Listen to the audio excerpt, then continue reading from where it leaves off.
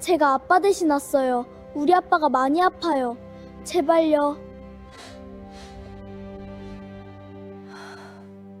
여의도 한복판 큰 방송국 로비, 정장 차림. 어른들 사이로 갓난쟁이를 업은 8살 어린아이가 비틀비틀 걸어 들어왔습니다. 덩치 좋은 경비원이 황급히 다가왔지요. 꼬마야, 여기 오면 안 돼. 어서 나가. 잠깐 멈춰주세요. 그때 백발의 노인이 천천히 일어섰어요. 대한민국 굴지의 연예기획사 대원 엔터테인먼트 그룹 회장 차태웅이었습니다. 이른을 바라보는 그 노인이 어린아이 앞에 한 무릎을 굽힌 순간 손에서 만년필이 툭 바닥으로 떨어졌지요. 그 작은 얼굴 안에 30년 전 잃어버린 외아들의 얼굴이 있었습니다. 과연 이 어린아이의 정체는 무엇일까요? 사람의 도리는 끝내 사람을 찾아오고 작은 선한 마음 하나가 30년 묵은 진실을 끌어올린다는 것을 오늘 이 이야기가 가만히 들려드릴 거예요. 오늘의 이야기가 기대되신다면 구독과 좋아요, 알림 설정, 듣는 곳을 댓글로 남겨주세요. 그럼 이야기 시작합니다. 6월 첫째 주 금요일 오후 5시 50분이었습니다.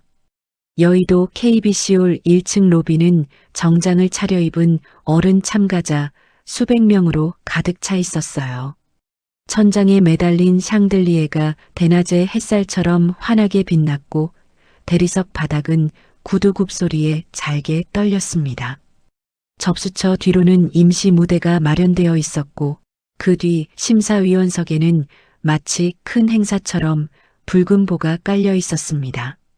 직원들은 끊임없이 들어오는 참가자들의 신청서를 받느라 정신이 없었지요. 그런데 그 한가운데 평소에는 절대 1층까지 내려오지 않던 대원 엔터테인먼트 그룹의 차태웅 회장이 직접 심사위원석 한쪽에 앉아 있었습니다. 마지막 거리 오디션의 와일드카드 한 자리, 그 한 자리만큼은 자기 눈으로 보고 뽑겠다는 회장의 말 한마디에 직원들은 20년 만의 일이라며 종일 술렁였습니다. 회장의 머리는 이미 반백이 넘었습니다. 이른을 바라보는 노인의 손에는 만년필이 들려 있었고 검은 정장 아닌 셔츠의 깃이 풀먹인 종이처럼 빳빳했어요. 그러나 그 정갈한 차림 어디에도 웃음기는 없었습니다.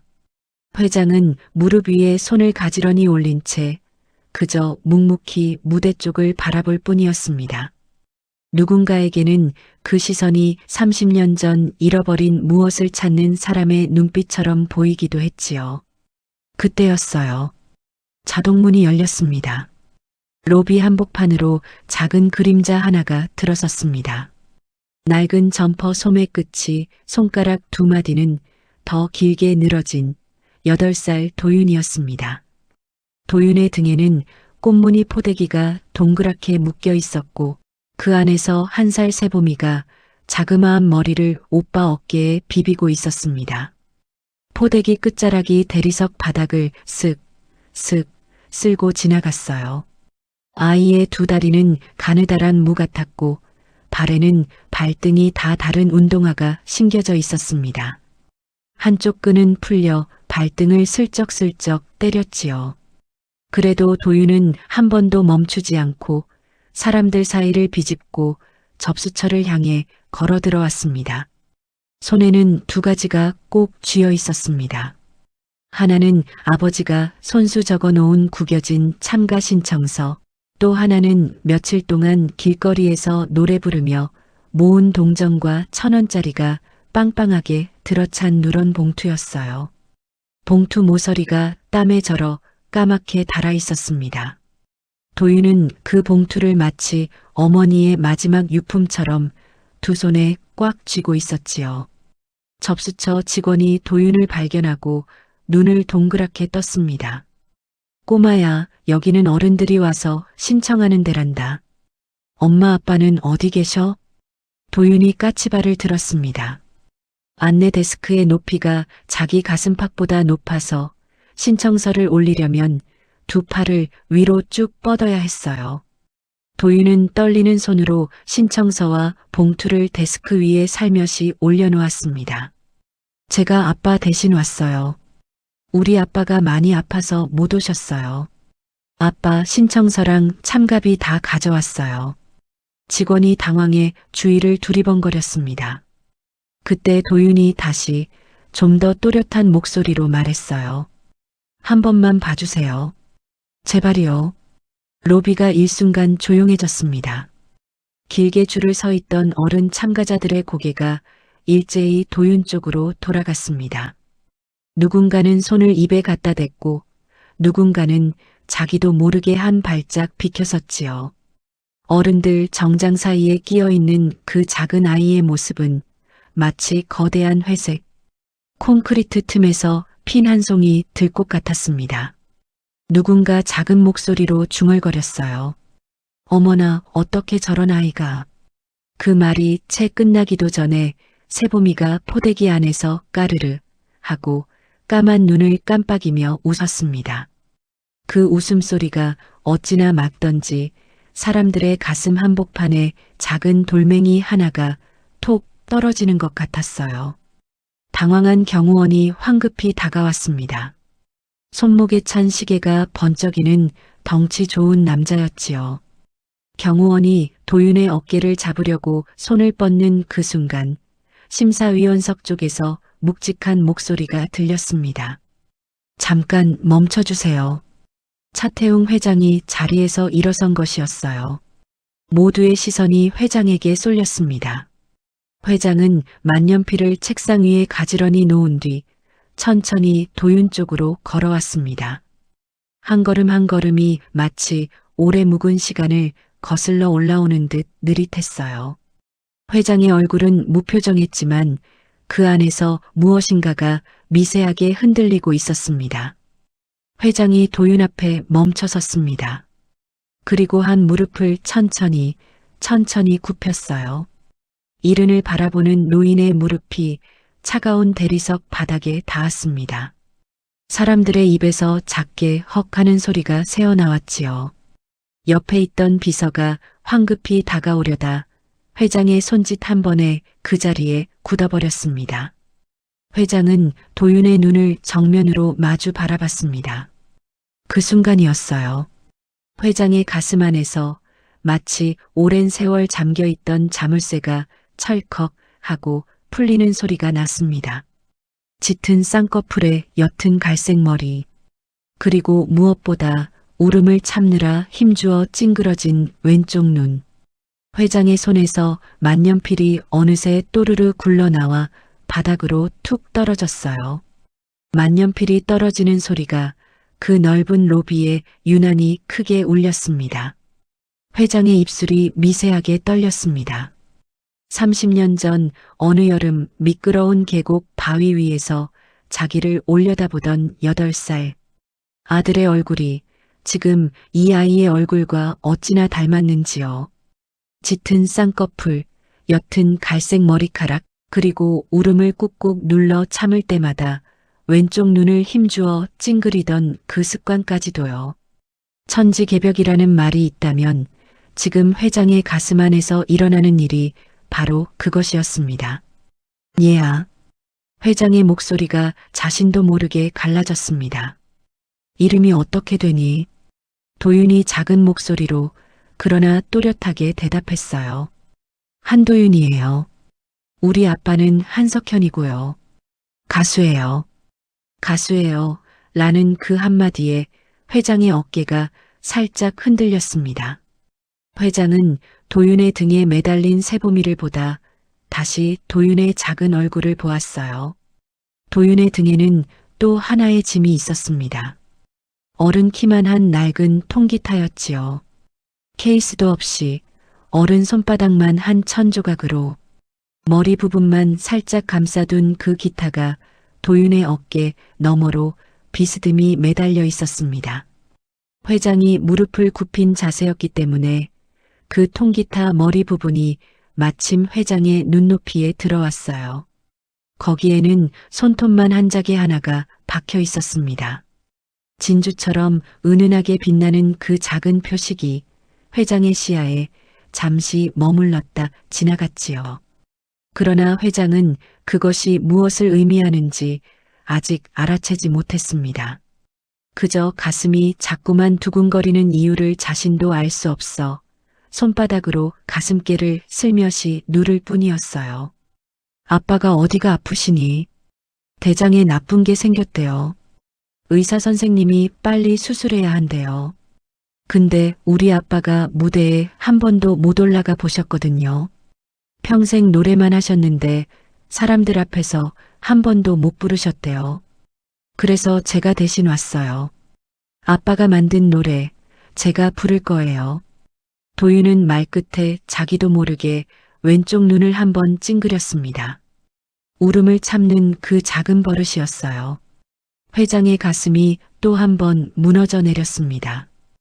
회장이 손을 뻗어 도윤의 작은 어깨를 가만히 잡았어요. 손바닥에 어찌나 가느다란 뼈가 만져지는지 회장은 이 아이가 한 살짜리 동생을 업고 여기까지 어떻게 걸어왔을까 싶어 다시 한번 가슴이 미어졌습니다. 회장은 천천히 일어서며 직원들을 향해 말했어요. 오늘 마지막 와일드카드 자리 이 아이에게 주겠습니다. 신청서 접수하시고 임시 무대 준비해 주세요. 지금 바로. 직원들이 놀라 서로 얼굴을 마주봤습니다. 하지만 누구도 회장의 결정에 토를 달지 못했지요. 회장이 무엇을 결심하면 다시는 되돌리지 않는 사람이라는 것을 회사 사람이라면 누구나 알고 있었으니까요. 도윤이 임시 무대 옆 작은 의자에 세보미를 살며시 내려놓았습니다. 세보미는 의자 위에서 짧은 다리를 달랑달랑 흔들며 자기 오빠의 얼굴을 똘망똘망한 눈으로 바라봤어요. 도윤은 등에 메고 있던 통기타를 두 손으로 조심스럽게 풀어내렸습니다.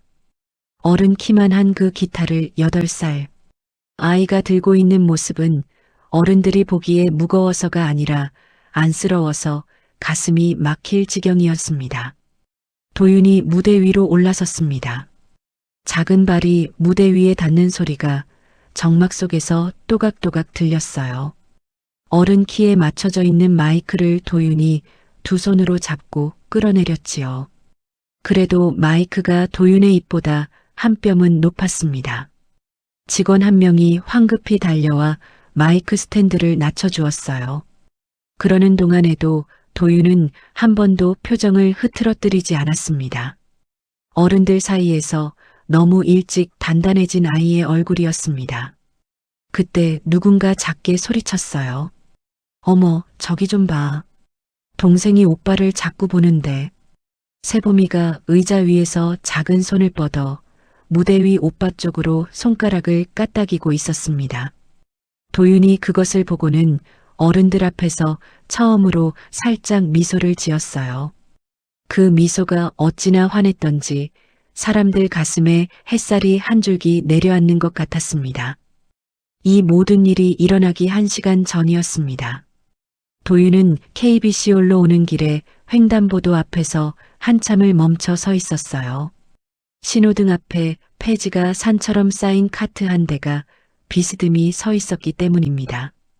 카트를 끌고 있던 분은 머리가 하얗고 등이 굽은 78살 영길 할아버지였지요. 신호가 막 초록불로 바뀌었는데 할아버지가 카트 손잡이를 잡고도 좀처럼 발을 떼지 못했어요. 다리에 힘이 풀린 모양이었습니다. 차들이 신호를 기다리며 빵빵 경적을 울리기 시작했지요. 할아버지의 등이 가늘게 떨렸어요. 도윤이 세보미를 등에 업은 채로 후다닥 달려갔습니다. 카트 옆에 서서 작은 두 손으로 손잡이를 같이 잡았어요. 할아버지, 같이 가요. 제가 도와드릴게요. 할아버지가 놀란 눈으로 도윤을 내려다봤습니다. 머리에 옅은 갈색이 도는 자그마한 사내아이. 그 옆에는 1살짜리 갓난쟁이가 포대기 안에서 까만 눈을 깜빡이고 있었지요. 할아버지의 마른 입술이 조금 떨렸습니다. 꼬마야, 너 혼자 무거울 텐데. 괜찮아요. 우리 봄이도 같이 미는 거예요. 그쵸, 봄아? 새봄이가 포대기 안에서 어이쿠 하는 듯한 소리로 옹알이를 했어요. 그 모습에 할아버지의 얼굴에 처음으로 옅은 미소가 번졌습니다. 두 사람은 함께 카트를 밀어 횡단보도를 건넜습니다. 도윤의 얇은 어깨가 카트 손잡이에 닿을 때마다 푹푹 들어갔지만 도윤은 끝까지 손을 놓지 않았지요. 건너편 인도에 카트를 무사히 올려놓은 뒤 도윤은 땀을 닦으며 환하게 웃었습니다. 할아버지, 조심해서 가세요. 영길 할아버지가 거친 손으로 도윤의 머리를 한번 쓰다듬었어요. 그 손바닥에는 평생 폐지를 줍느라 굳어버린 굳은 살이 거북이 등껍질처럼 갈라져 있었습니다. 할아버지는 도윤이 KBC홀 쪽으로 사라질 때까지 한참을 그 자리에 서 있었어요. 30년 전 자신이 노래하던 무대에서 쫓겨나던 어느 봄날의 자기 모습이 왜 그 작은 아이의 뒷모습에 겹쳐 보였는지 할아버지는 알지 못했습니다. 다만 가슴 한구석이 오랜만에 따뜻하게 데펴지는 기분이었지요. 그 작은 만남이 며칠 뒤 도윤의 운명을 통째로 바꾸어 놓을 거대한 증언으로 돌아올 줄은 누구도 짐작하지 못했습니다. 다시 KBC홀 로비로 돌아옵니다. 마이크가 도윤의 입 높이에 맞춰진 순간 도윤이 통기타 줄에 작은 손을 얹었습니다. 회장은 객석 맨 앞자리에 다시 앉아 있었어요. 두 손을 무릎 위에 가지런히 모은 채 마치 오랜 세월 기다려온 어떤 순간을 마주하는 사람처럼 그 작은 무대를 똑바로 바라보고 있었습니다. 옅은 갈색 머리카락이 무대 조명을 받아 살짝 빛났어요. 회장의 시선은 도윤의 얼굴에서 한 번, 통기타 머리에 박힌 작은 자개에서 한 번, 그리고 도윤이 왼쪽 눈을 살짝 찡그리는 그 순간에 또 한 번 멈춰 섰습니다. 회장은 아직 알지 못했어요. 자기 인생을 송두리째 뒤바꿀 천륜의 끈이 바로 그 작은 무대 위에서 자기 쪽으로 천천히 풀려나오고 있다는 사실을요. 도윤이 깊게 숨을 들이마셨습니다. 그리고 떨리는 입을 열었지요. 이 노래는요, 우리 아빠가 만든 노래예요. 아빠는 무대에 한 번도 못 올라가 보셨거든요. 그래서 제가 대신 부를게요. 작은 손이 통기타 줄을 가만히 튕겼습니다.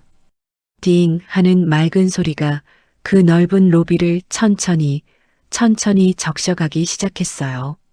어른 키만 한 기타 옆에서 8살 아이의 가늘고 맑은 목소리가 무대 한 번 못 써본 한 아버지의 평생을 대신 노래하기 시작한 그 순간이었습니다.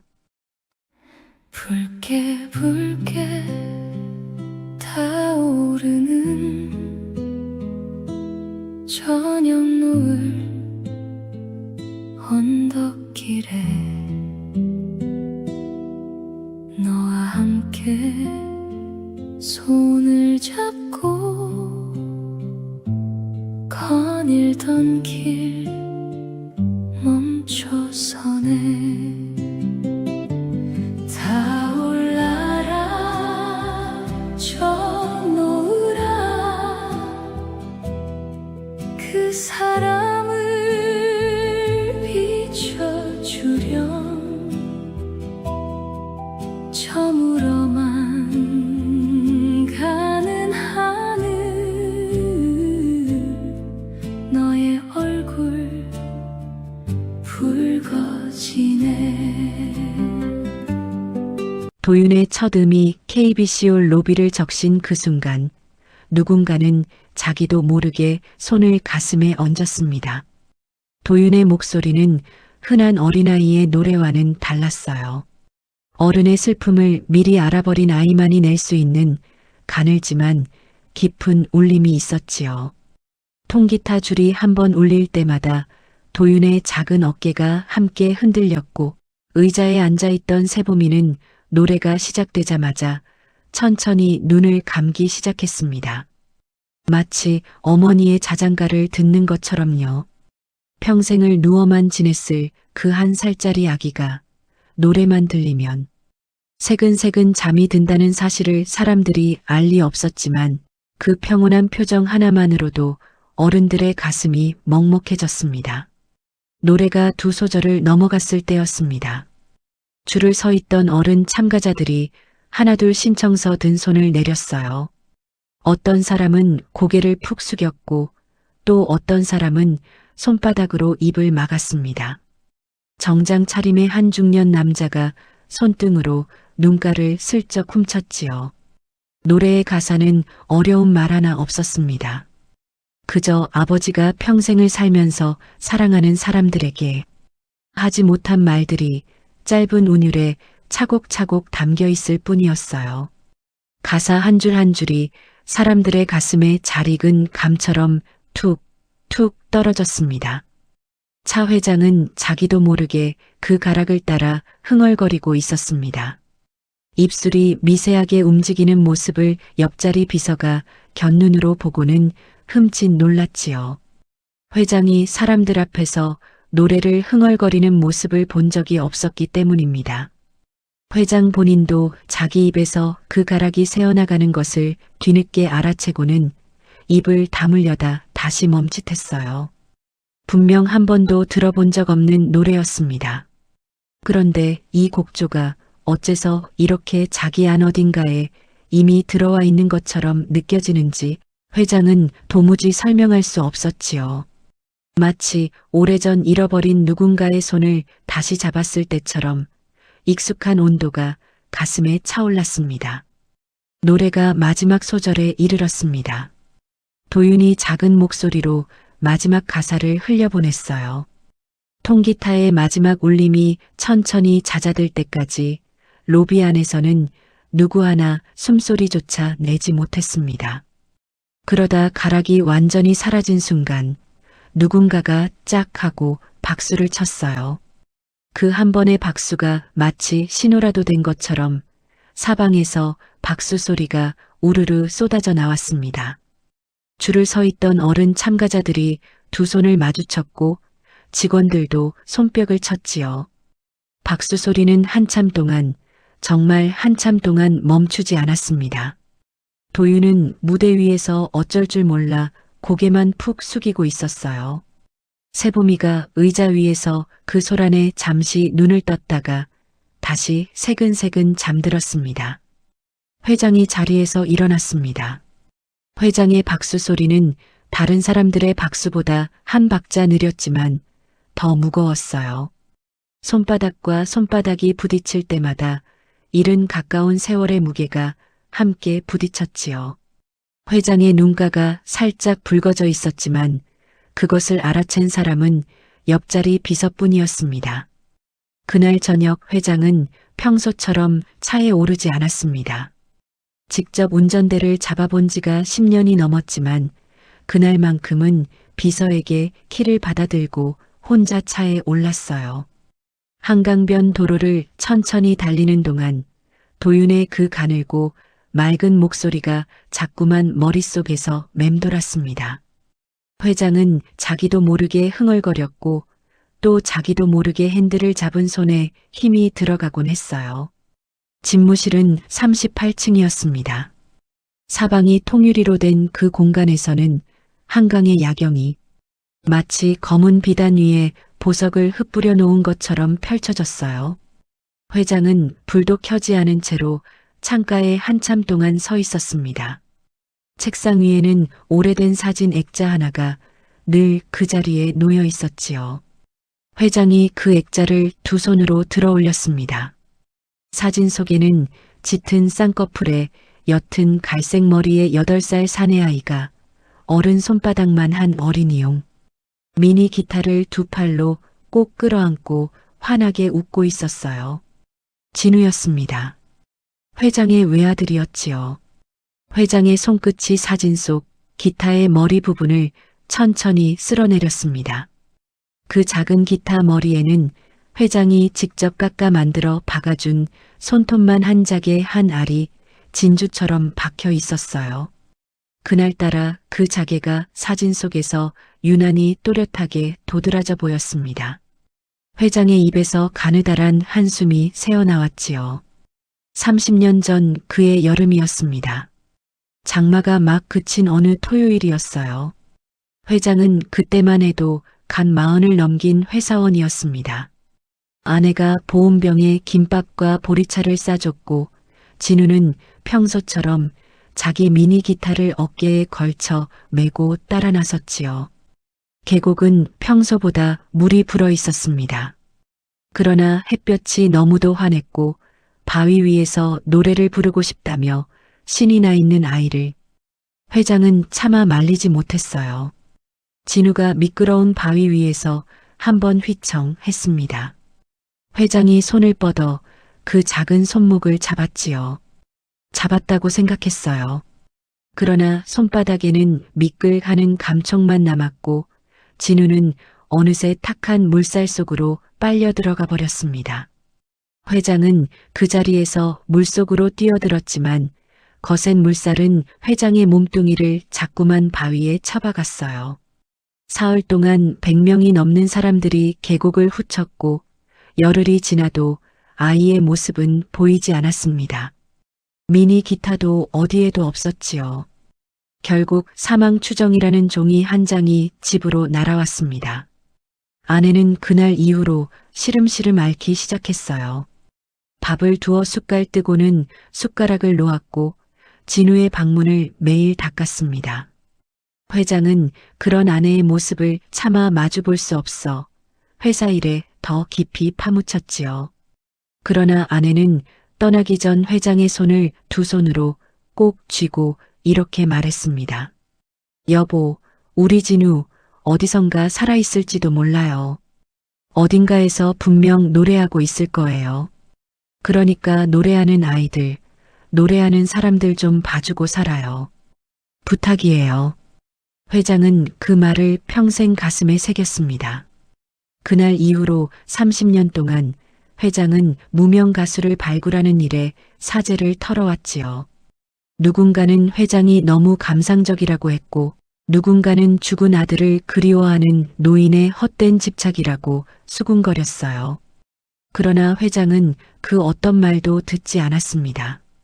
죽은 아들이 어딘가에서 살아있다면 분명 노래하는 사람이 되어 있을 거라는 그 한 가지 믿음만으로 회장은 대원 엔터테인먼트라는 큰 그룹을 세웠고 마침내 대원 트로스타라는 전국 트로트 경연까지 만들었지요. 그런데 그 모든 세월의 끝자락, 오늘 그 작은 아이의 노래가 어째서 자기 가슴 한복판을